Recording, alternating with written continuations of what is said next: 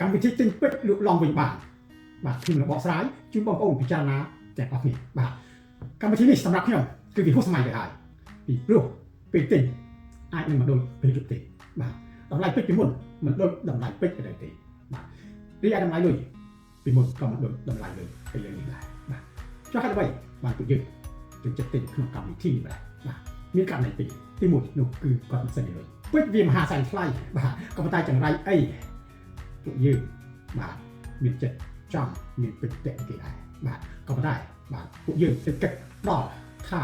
ពេលលក់វិញអាចនឹងមិនដូចពេលដែលយើងទិញនោះទេបាទទី1យើងអាចបាត់កាន់ដៃ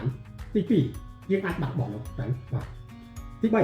របស់ពេលទិញថ្មីវានៅល្អវានៅស្អាតតែលក់វិញបាទរបស់នោះវាអាចជារបស់ចាស់ទី4យើងអាចជូនរបស់នោះជីកាដូឬមួយក៏ទុកជាគេបាទទី5អាចបាត់ចាស់ហាងទី6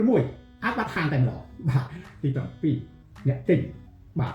អាចបាត់តែម្ដងបាទដូច្នេះសូមពិចារណាឲ្យមែនតើសំណួរសួរថាតើអ្នកណាជាអ្នកចំណេញឲ្យពិតប្រាកដទៅបាទវាមុខតែជាអ្នកបង្កើតកម្មវិធីនោះឯងបាទតើអ្នកនោះចំណេញមិនដែរទៅបាទទី1គ្រាប់តែមួយលក់បានច្រើនដងទី2គាត់អាចយកលុយចំណេញបន្តិចម្ដងនោះទៅបន្តវិនិយោគទី3គា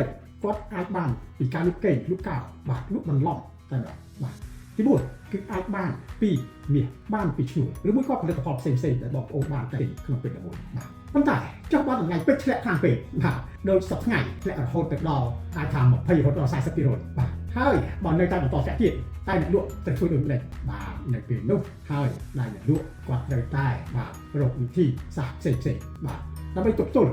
នៅបញ្ហាទាំងនេះឬមួយក៏បើសិនជាអត់មានវិធីសាស្ត្រទប់ទល់ទេគឺមានតែបិទហាងឬក៏ដាក់លិខិតតែម្ដងនេះគឺជាបញ្ហាឥឡូវនេះការគិតរបស់ខ្ញុំពេជ្រធម្មជាតិនឹងបន្តទុកចោលជាពិសេសសម្រាប់ពពួកសាមញ្ញគឺពពួកពណ៌សមកការ៉ាត់មកតែកន្លះបាទទៅពីច្រើនគឺវានឹងបន្តខ្លាំងឡើងដូច្នេះក្នុងកម្មវិធីនេះគឺមានតែប៉ុណ្ណេះទេបងប្អូនហើយសួរថាតើខ្ញុំជាអ្នកលក់ពេជ្រដែរទេបាទគឺខ្ញុំគឺជាអ្នកលក់ពេជ្រពេជ្រធម្មជាតិក៏ខ្ញុំលក់ពេជ្របណ្ដុះក៏ខ្ញុំលក់ពេជ្រមួយស្នៃ